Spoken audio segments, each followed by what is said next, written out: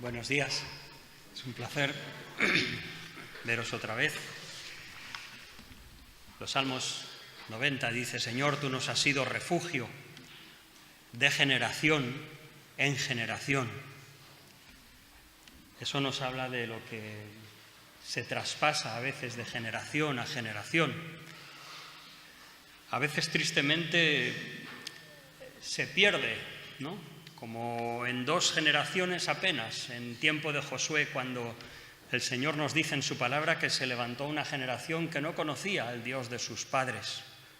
Pero oramos para que el Señor nos ayude, nos fortalezca y podamos experimentar que el Señor es refugio nuestro de generación en generación.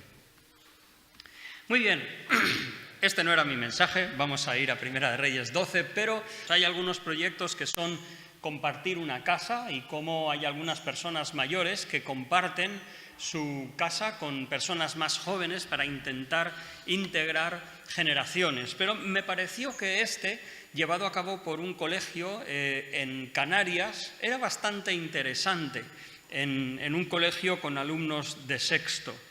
Bien, decir que, en primer lugar, cada primer domingo de mes estamos tratando otra perspectiva y nuestro tema en estos primeros domingos de mes es equilibrio en la vida humana. Por eso, lo que queremos hacer, o a través de eso, queremos resaltar áreas de nuestra vida humana que son necesarias para un equilibrio. Ahora bien, en primer lugar, y como establecimos el domingo primero de mes pasado, estas cosas humanas son muy pequeñas en comparación a lo que es espiritual. Como dice 1 Corintios capítulo 6, nosotros como creyentes, cuando hablamos de cosas espirituales, asumimos que tenemos en cuenta estas áreas humanas, por lo cual lo que quiero decir justo al comenzar es que si personas que no son creyentes, que no tienen unas convicciones cristianas, que no conocen lo que es el amor de Cristo, la compasión de nuestro Salvador, y nosotros decimos que sí la conocemos, y ellos son capaces de hacer estos esfuerzos por integrar generaciones jóvenes con generaciones mayores, nosotros tenemos que poder hacerlo de sobra. No podemos escudarnos en que lo estamos intentando. Yo sé que hay situaciones porque nuestras familias a veces sufren carencias y sufren, si me permitís, algunas enfermedades familiares que minan el trato de unos con otros.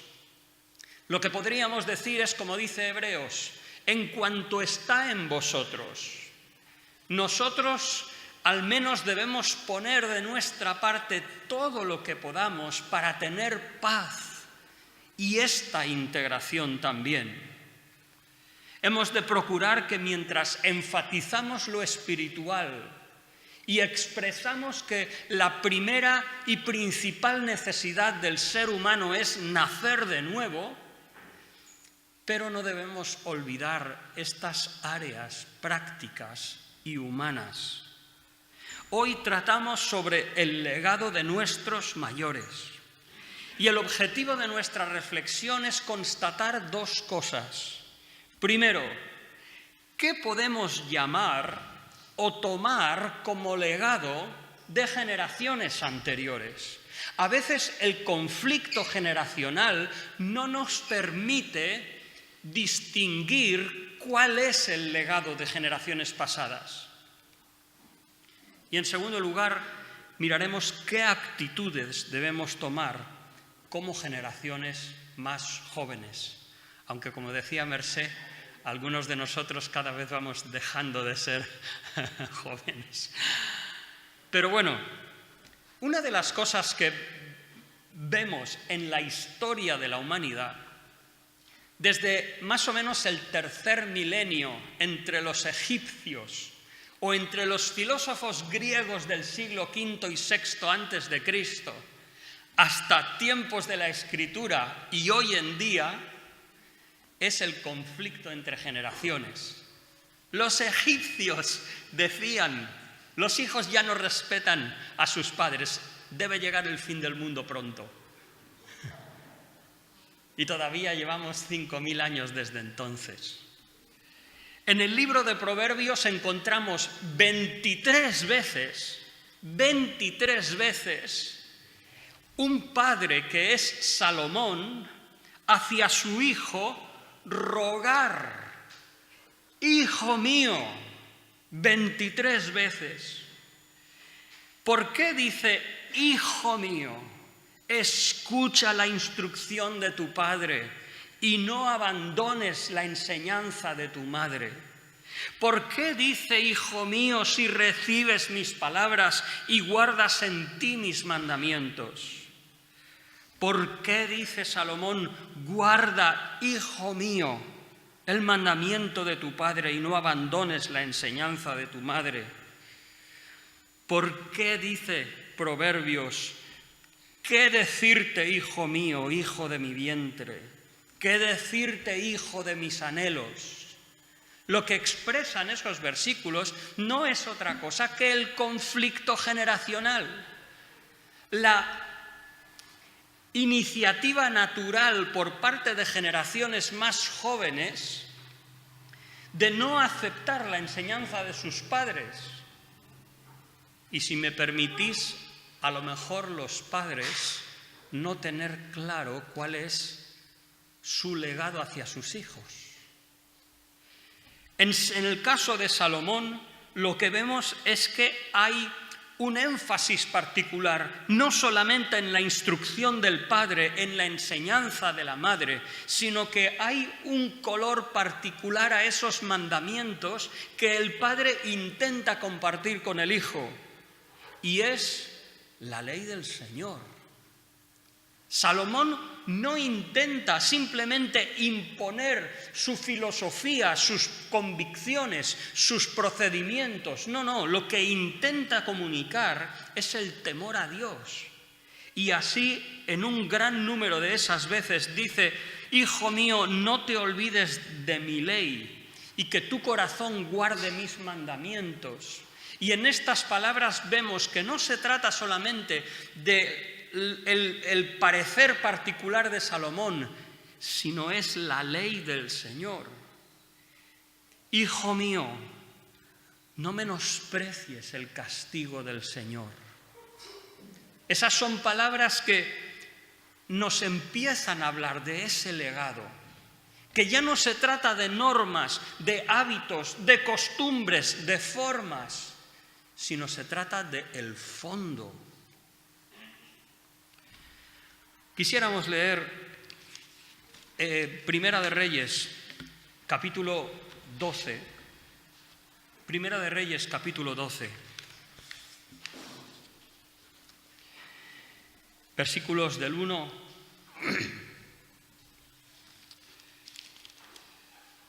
dice, en el 1 adelante, dice, Primero de Reyes, capítulo 12. Estamos en un periodo de la historia de Israel muy decisivo. Decisivo porque Israel había tenido lo que había pedido y había tenido más de lo que había pedido. En el primer libro de Samuel se registra, capítulo 4 y en adelante, cómo el pueblo de Israel desea un rey, pero cómo las naciones quieren ser como los demás.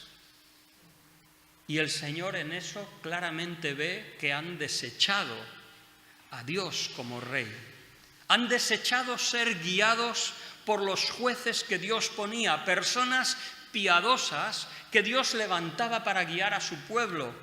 Pero el líder en realidad era Dios mismo. Pero el Señor accedió a sus deseos y accedió a que pusieran a Saúl, una persona conforme al corazón de la gente. Pero fracasando el Señor pone un rey que Él escoge conforme a su corazón. Y no solamente en este momento Israel lo que tiene es que ha experimentado un rey que busca genuinamente a Dios, un rey cuyo sentir es una guía para el pueblo judío y para nosotros en los Salmos. Un rey que sí tuvo fallos, carencias, pecados, pero aún así fue un rey llamado conforme al corazón de Dios. Pero después de ese rey que no podía construir un templo a Dios porque era un hombre de guerra, un hombre de sangre, su hijo, por la preparación que David había hecho, es capaz no solamente de proveer un liderazgo piadoso, sino ser el instrumento de tomar todo lo que había preparado David y construir un templo.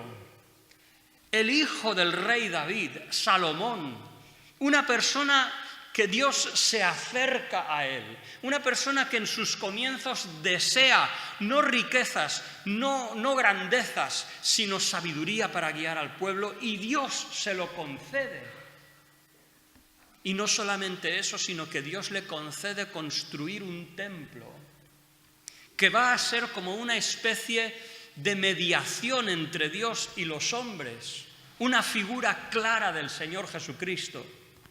Pero para los judíos en ese momento era un lugar de oración que cada símbolo, cada expresión, cada mueble apuntaba a un aspecto del Salvador en el Nuevo Testamento.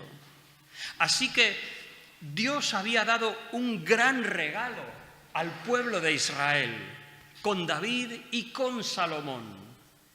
Pero trágicamente, dice la Escritura que el rey Salomón tuvo muchas mujeres y concubinas. Esa popularidad que atrajo a reyes de naciones vecinas para que viniesen y admirasen su sabiduría fue la fuente de su caída. Porque sí, se casó con la hija de Faraón, traían mujeres y concubinas y ellas torcieron el corazón de Salomón, hasta el punto que el Señor quiere castigarle. Y ahora llegamos al final de la vida de Salomón y empieza su hijo a reinar.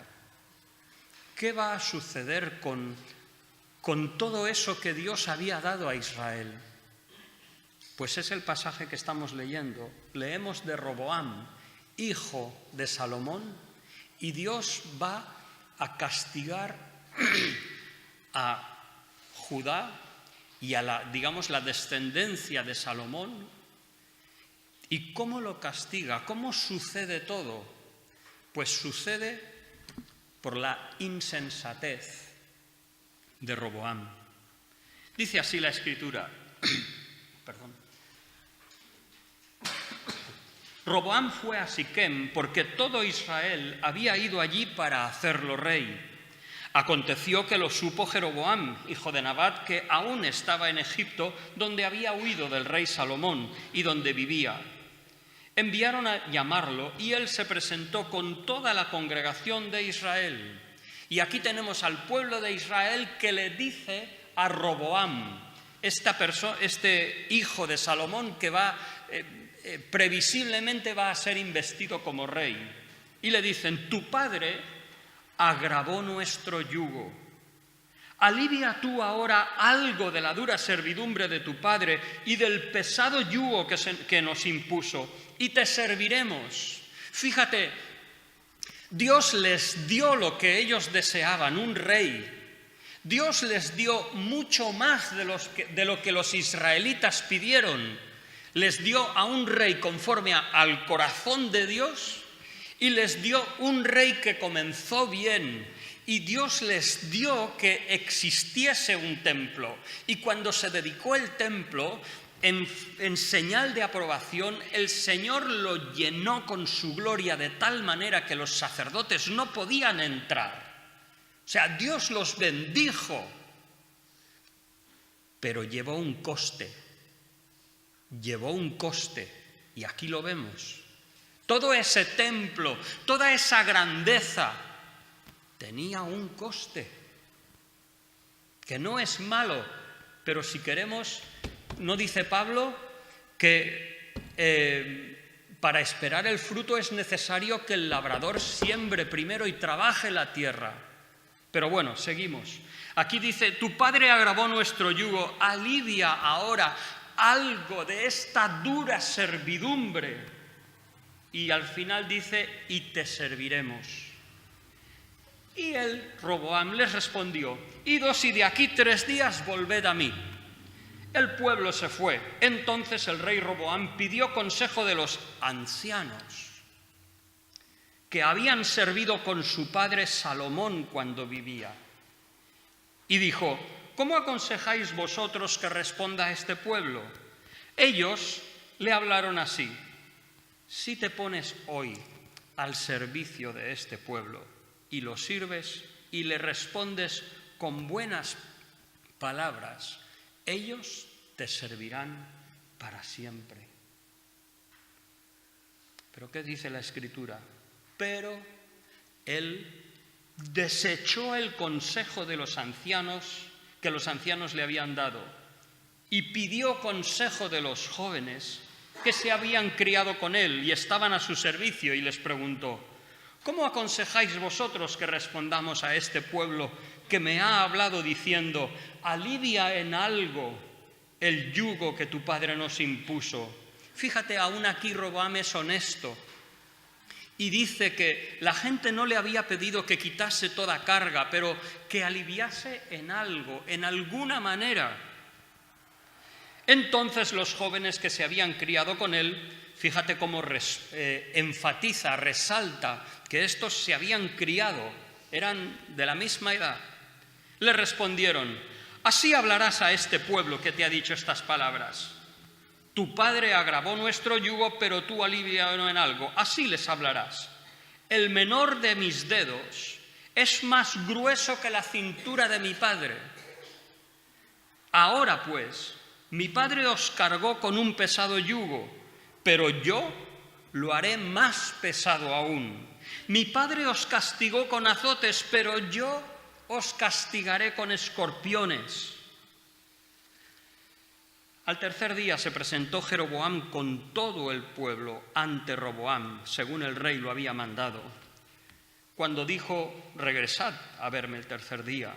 Pero el rey respondió al pueblo duramente, desechando el consejo que los ancianos le habían dado y hablándole conforme al consejo de los jóvenes, y les dijo, mi padre agravó vuestro yugo, pero yo lo haré más pesado aún.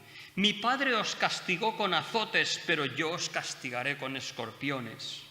Así que no oyó el rey al pueblo, pues era un signo de Dios para confirmar la palabra que había dado a Jeroboam, hijo de Nabat. Y así, 10 tribus dicen, ¿qué tenemos nosotros con el hijo de Isaí? Y se va. Y la nación de Israel, a partir de entonces, se divide en 2. El reino del norte Israel y el reino del sur Judá. En el norte 10 tribus y en el sur Judá y Benjamín nada más. Creo que este es un emblema de lo que estamos tratando hoy, del legado de las generaciones pasadas, de nuestros mayores.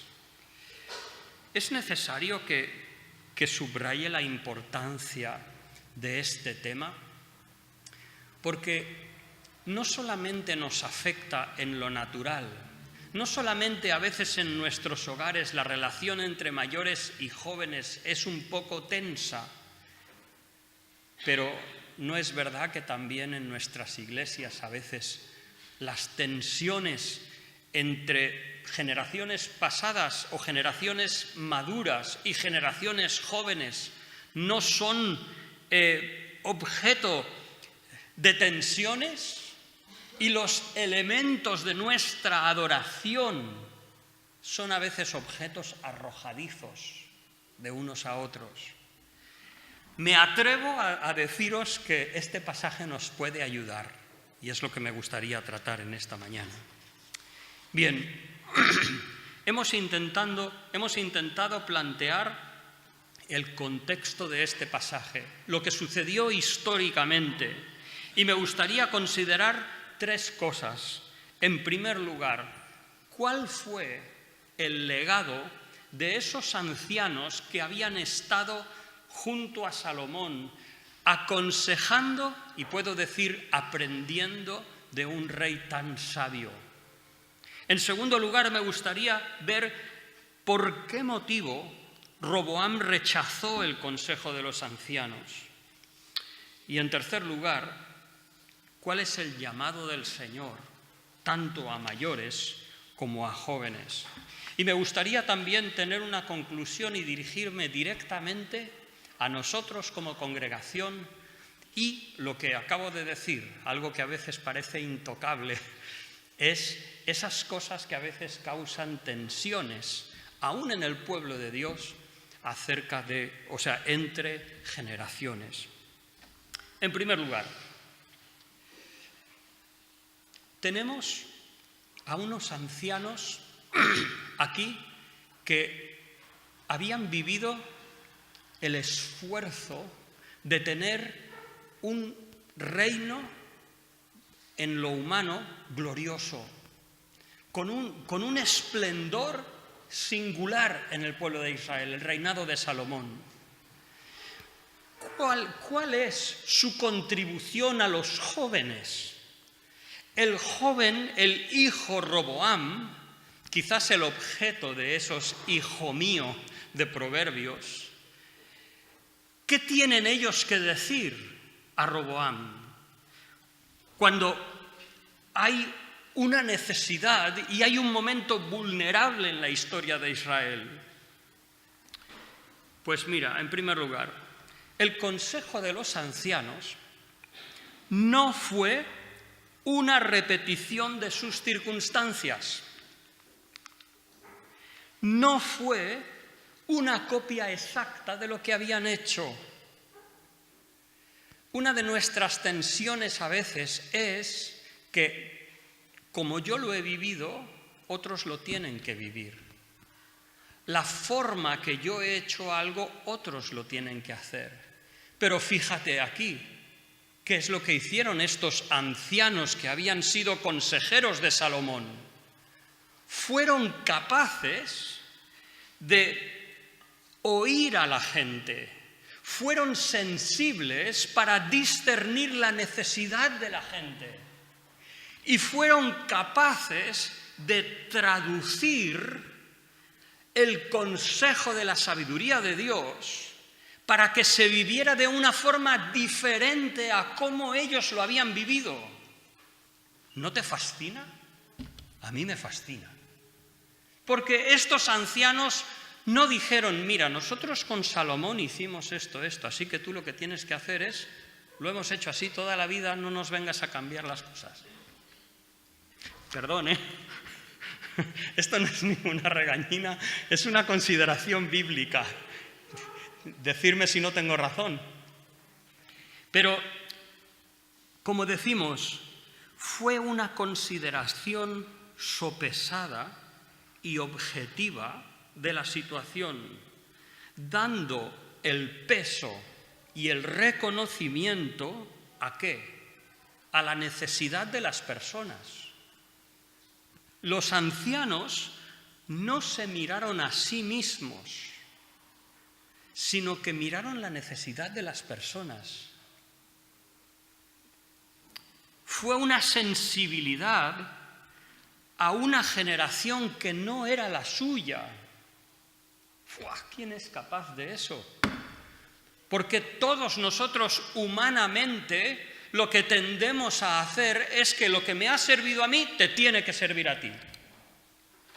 Y no siempre es así. Supieron traducir, supieron tomar la sabiduría que habían acumulado y expresarla en una forma diferente. De hecho, es que totalmente contraria a lo que ellos habían hecho antes. Porque antes lo que habían hecho era sacrificar, esforzarse, pagar impuestos, mantener al rey Salomón, ser fieles a Salomón. ¿Ahora qué iban a hacer?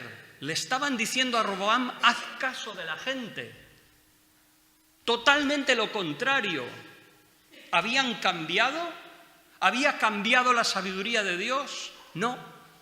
Era la misma sabiduría de Dios, que discernía el tiempo en que estaban, que era sensible a las necesidades de aquella generación que tenían delante, y fueron capaces de tener una perspectiva a largo plazo. Le dicen a Jeroboam, si atiendes sus palabras, te servirán para siempre. Glorioso. Es que no sé qué decir. De verdad, meditando en este pasaje decía, pensaba yo conmigo mismo, ¡qué maravilla! ¿Cómo me gustaría poder tener ese discernimiento, esa generosidad de no exigir lo que yo he vivido sobre otros?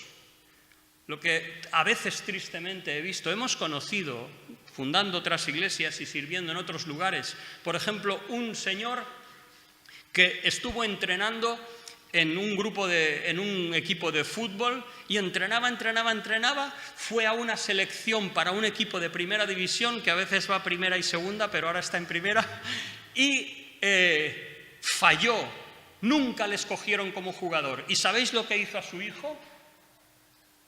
Lo metió en fútbol hasta que le salió por las orejas.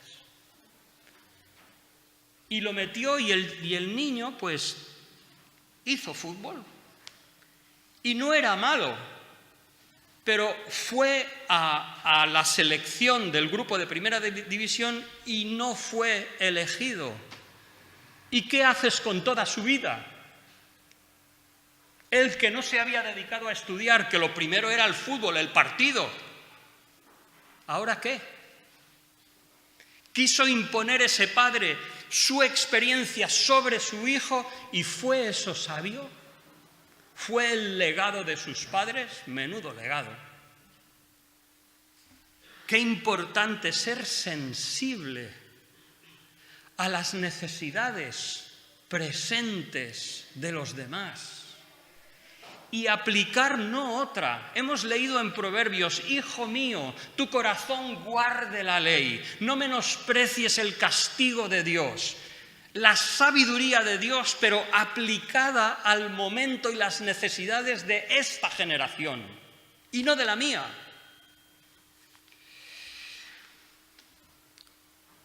Entonces, que el Señor nos ayude a ser desprendidos. Ahora, llegan los jóvenes.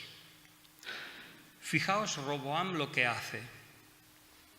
Tan pronto escucha a los ancianos, ¿qué hace? Los desecha. Ni siquiera había sopesado qué le iban a decir los jóvenes, aquellos que se habían criado con él. No, su predisposición ya estaba dispuesta. Y esa es a veces el problema de las nuevas generaciones. Me lo dice mi padre. No quiero saber nada. Esos casos son de viejos. ¿Estás seguro? A lo mejor sí, porque nosotros fallamos en ese discernimiento, pero ese también es un peligro. Desechó el consejo de los ancianos incluso antes de compararlo con el de los jóvenes. ¡Qué impulsividad es a veces la nuestra como generaciones más jóvenes! Yo no soy tan joven, pero bueno, me meto dentro. ¡Qué impetuosidad! Recuerdo cuando volvía de seminario de Estados Unidos y un pastor, oí de él, no me lo dijo a mí personalmente, pero oí que dice, hay que ver. Dice, estos recién graduados vuelven y pretenden decirnos a nosotros cómo hacer las cosas, cuando nosotros hemos sido los que hemos fundado las iglesias y las hemos levantado. ¡Qué razón tenía!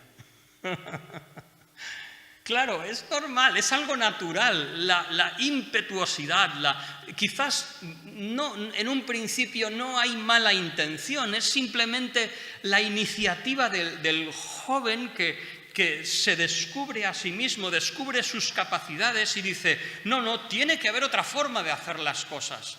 Tiene que haber otro método, hay otras necesidades, el mundo ha cambiado, todo tiene que ser diferente. En parte tiene razón, el mundo había cambiado en el caso de Roboam, pero no tenía razón en desechar el consejo de los ancianos sin sopesarlo, sin pausadamente evaluar la sabiduría que podía tener. En segundo lugar, qué orgullo tuvo Roboam. El más pequeño de mis dedos es más grueso que la cintura de mi padre. Aquellos que estudiáis la Escritura, id al hebreo para saber qué quería decir Roboam. Qué menosprecio a su padre. Que realmente se ridiculizaba a él más que a su padre. Vemos una imposición, un autoritarismo. Las cosas tienen que ser como yo digo. ¿Sabéis? Me llama tanto la atención el énfasis de la publicidad hacia los jóvenes. Dices, en un principio, ellos no son los que tienen más dinero, ¿no? O sea, deberían dirigir la publicidad del BMW, del Mercedes, la publicidad del iPhone último, la publicidad deberían dirigirlo a los mayores, gente de 50, 55, que ya tienen sus casas pagadas, sus familias, los hijos casados, y ya tienen quizás más posibilidad de comprar. Pero no. ¿Sabéis por qué? Porque cuando un adolescente dice, papá, me tienes que comprar un móvil. Papá, que necesito el móvil, porque tú no sabes, porque es que en mi clase todos tienen y ahora han salido nuevas aplicaciones. Papá, es que no te enteras. Tú que eres de la época de los dinosaurios, no sabes que yo necesito un móvil de última generación. Y la tiranía, la imposición, hasta llaman los niños emperadores, el síndrome del niño emperador. Tremendo. Así que hemos dado un repaso a todos.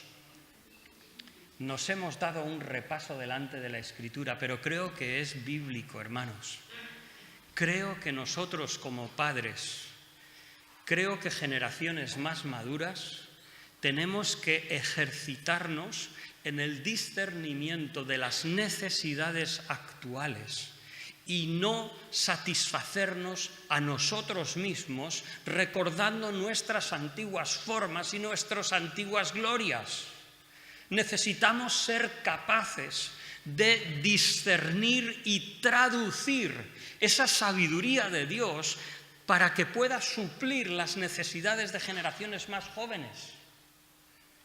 Y los jóvenes, me incluyo, quizás como estoy en mediana edad, me incluyo también.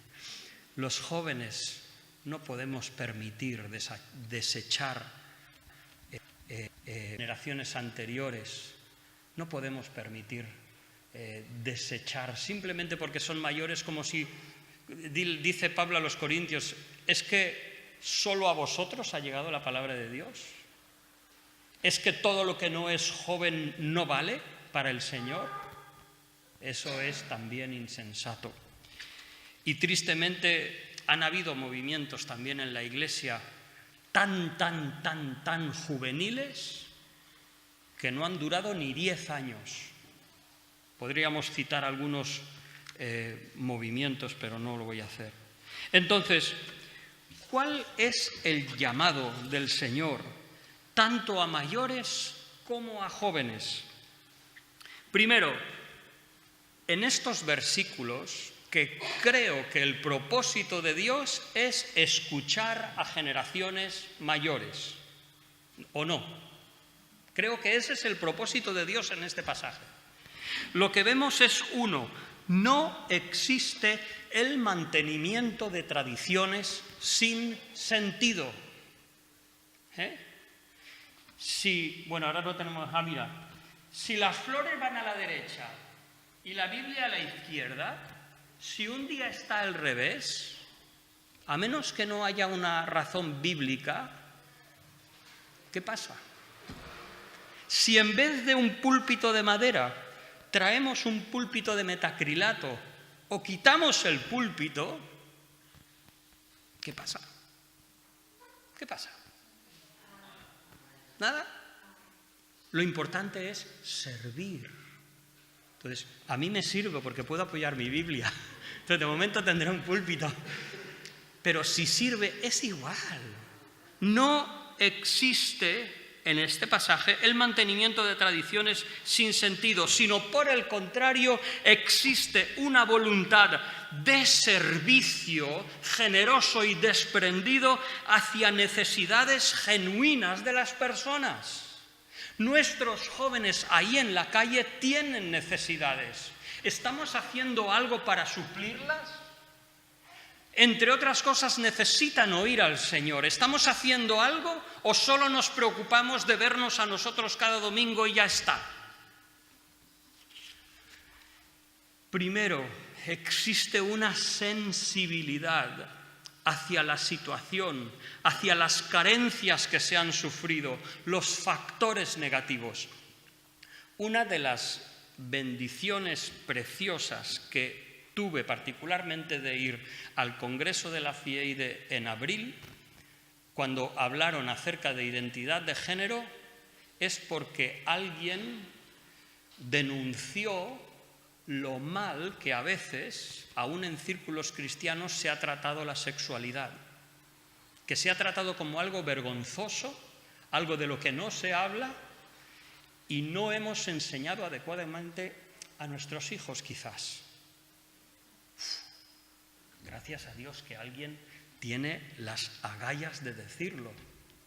Estamos sirviendo a otras generaciones en esas carencias que tienen. ¿Tenemos esa sensibilidad y generosidad de corazón? Segundo, jóvenes y mayores, existe una perspectiva a largo plazo. No podemos crear una iglesia tan joven que cuando cumplas los 30 años no sepas dónde ir. Existe una perspectiva a largo plazo. No se trata de suplir solamente necesidades aquí y ahora. Ahí es donde necesitamos la sabiduría del Señor, que es eterno.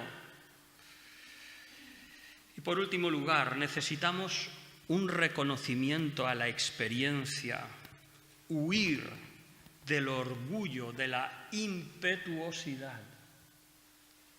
Porque lo digamos más fuerte no quiere decir que tengamos razón. Conclusión.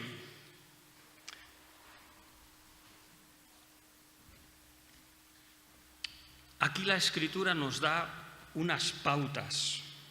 A veces enfatizamos lo que la Escritura no enfatiza. Hacemos al revés. Eso hablábamos antes en la escuela dominical.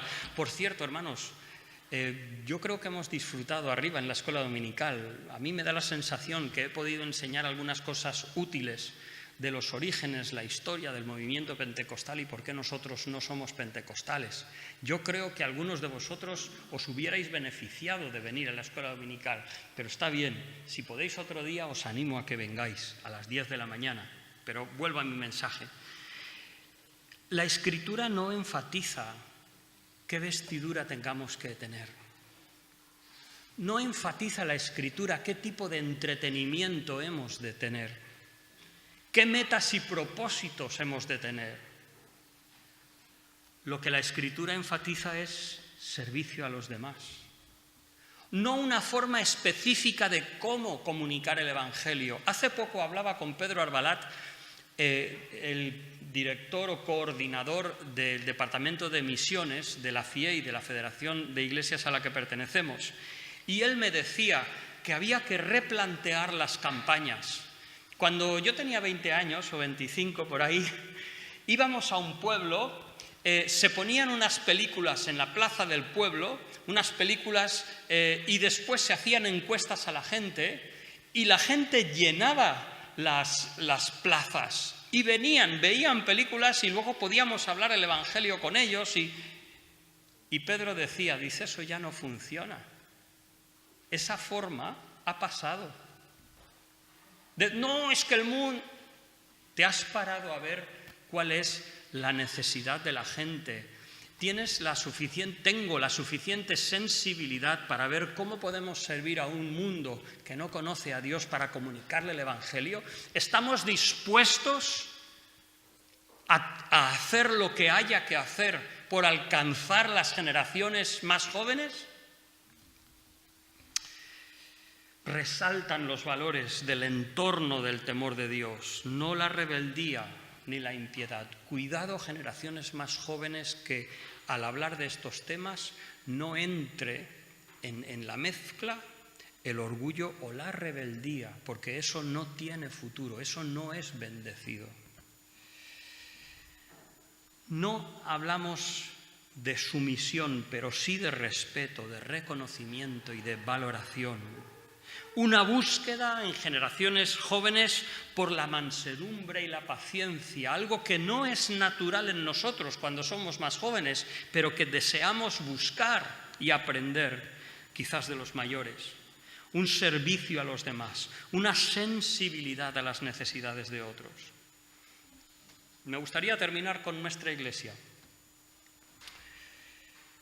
Hace poco tuvimos la partida del hermano Martín,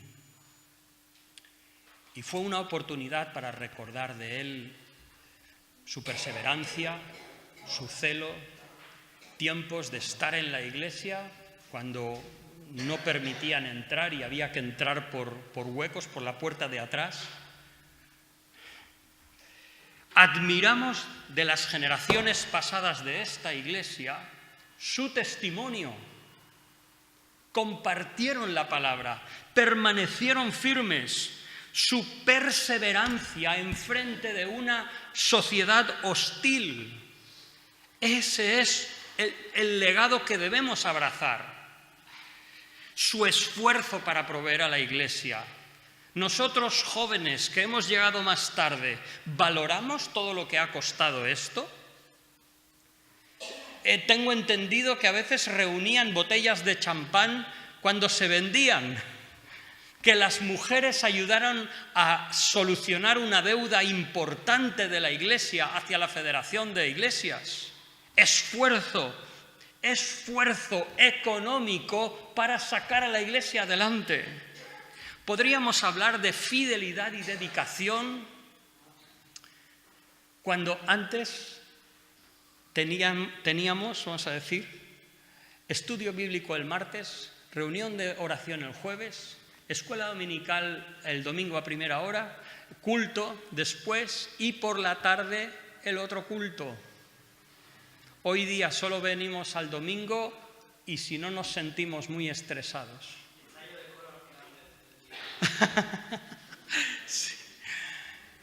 ¿No deberíamos abrazar esa dedicación de nuestros mayores?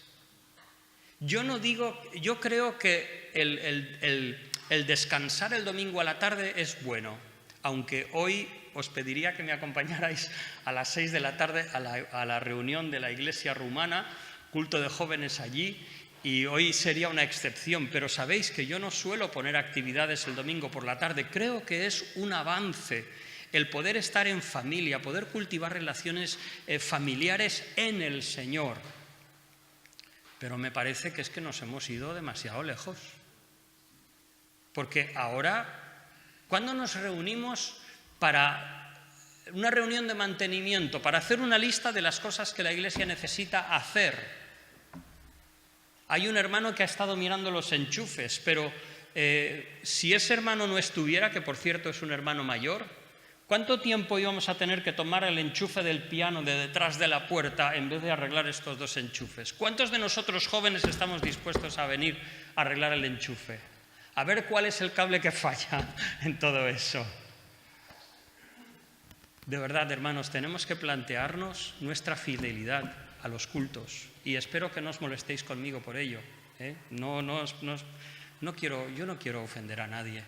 Estoy intentando ver el legado de generaciones pasadas, esfuerzo y dedicación que tuvieron, que nosotros estamos disfrutando el fruto y a veces parece que nos estresamos y llegan vacaciones y dices, oye, que son vacaciones, que yo a la iglesia...